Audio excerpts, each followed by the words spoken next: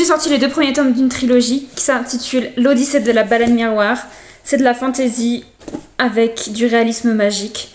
Et j'ai toujours tellement de mal à en parler et à décrire de quoi ça parle, parce que je trouve que ça lui rend pas justice. Il y a une grandeur dans cette histoire qui n'est pas descriptible par « c'est l'histoire de machin qui fait ci, qui fait ça ».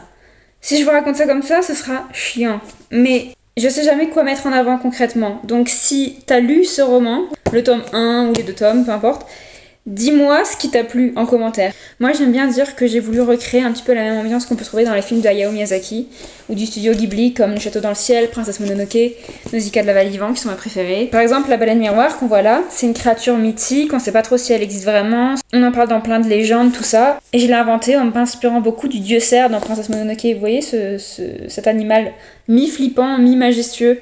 Et à la fin, il grandit là et il devient translucide dans le ciel. C'est exactement cette aura que je voulais donner à cette créature. Il y a 2 points de vue, Yud qui a 20 ans et Koda qui a 10 ans. Et elles se rencontrent pas vraiment. Enfin, vous verrez. Mais il y a un lien entre les deux et vous le découvrirez à la fin du tome 3. Donc il faut persévérer pour comprendre. Et je vous garantis que ça vaut le coup parce que je suis trop fière de moi.